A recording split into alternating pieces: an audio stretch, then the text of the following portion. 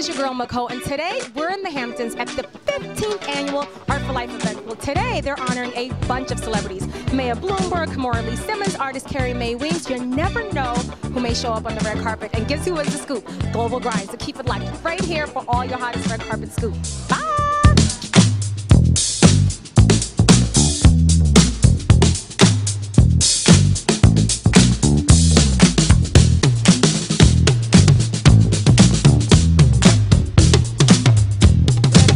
Is in its 15th year tonight. What can we expect to see tonight that we haven't seen in all 15 years? Oh, there are lots of things. I mean, every year is different. Every year there's a ton of things that are unique to that year. This is, as you said, the 15th anniversary. A lot of old school performers. I think that's going to be fun. I think, like when Salt and Pepper performed, it was a highlight for us. And we've had great stars, you know, current stars. But, you know, this crowd, I mean, I think they'll like Naughty by Nature. I think they'll like Curtis Blow. They'll like, so that'll be fun. I can't wait. I personally can't wait for that. What has been your proudest achievement 15 years that Art for Life has been around? Again, I just said to someone else, I think when you see somebody who said they've gone through the program, they're an adult, they're 25 years old, and they went through the program 15 years ago or 10 years ago, and it made a big difference in their lives. They tell you that. Or they come back and teach at the gallery. That's meaningful to me. So with that, I want to talk to you about when you discovered that the arts were important in your life and when you wanted to make a career out of it. I love the arts, and I was not necessarily a very good musician, but I was a flautist for many years, and I loved music, and I was bad, but I loved it. And I think sometimes we realize that kids need the arts, even if it's not going to be their careers. They add value to your life. Now I'm on the board of the New Orleans Jazz Orchestra, and we support, of course, a jazz education for kids in New Orleans, so it's hugely important. And this is the 15th year for Art for Life. Talk to us about why you keep coming back and why you work with the organization. Well, Russell and his family are some of my oldest friends in New York. Actually, Russell and I have been friends since 1986, so he really is truly my oldest friend in New York. And he and his family are so dedicated to young people and making sure they make good choices. And statistics tell us that young people who have after-school activities and alternatives make better choices. And the arts are a way for them to do that. So Reverend, now Art for Life is in its 15th year, and I know that you've been a supporter of the organization for a while. What do you think? What are you expecting from tonight? I expect that we're going to see great entertainment, but more important, we're going to be doing some great help for Russell's vision. I think that Russell has earned everyone's respect. I couldn't have done a lot of the civil rights work I've done without his support. We support him, not only because he supports us, but because he's one of the few moguls, few celebrities that doesn't just do things while it's hot. 15 years, a decade and a half, he's never changed. He's even more committed now than he was 15 years ago. He's amazing. I want to talk to you about the arts, and talk to me about when you discovered that the arts were important to you, and when did you decide to make a career out of being on TV? Well, I don't really think that I made a career out of the arts. I was a student that was very bad in art, very bad. You know, where you would get, the teacher would say, is that the best you can do? But that's not the point. The point is the arts can take you places you can't even imagine. It's not just sitting and praying with crayons and painting. It's music. It's music. It's literature. It is great artwork.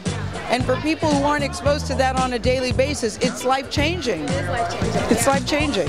This is awesome because this is the 15th year that we're having this event in the Hamptons. Talk to me about what we can expect tonight. Well, we can expect a lot of good things. One of them is that we're announcing that Russell Simmons has given us $1 million for scholarships for both kids going to FIT and the kids that graduate through our programs. So that is an amazing, amazing thing. And then we got some old school hip hop. Who are you excited to see performing tonight? Curtis Blow. I was there when Curtis made his first record. I would say it ho! So do you have a favorite Curtis Blow rhyme? Is there something that you can give us? Yeah. Can you give me a breakdown? I love it. Yeah, I was there in the studio. So, you know, that was amazing. And to see him after all these, I haven't seen him in a few years, and I saw him and he's like, Daddy! And I was like, Curtis! And we won't talk about the stuff me and Curtis used to do after the show, but... Can you tell me about the stuff that you guys used to do after? It's a great cause. You can't get no better than that. Good company, good food, good, good event. Because, yeah, good people, I'm good. So one last question before I let you go. We've known you from basketball-wise and seen the evolution. Is the show coming back? Are you guys filming? Have you left? What's going on with that? So I'm not doing Basketball Wives anymore. My sister and I actually have our own show coming out. So it should be good. It should be very, very interesting to see. When did you discover that the arts were important to you, and when did you decide to make a career of it? Do you remember when that exact moment was? I mean, you know, as a kid, in high school and in elementary school, I would always be involved with, you know, drawing, plays, music.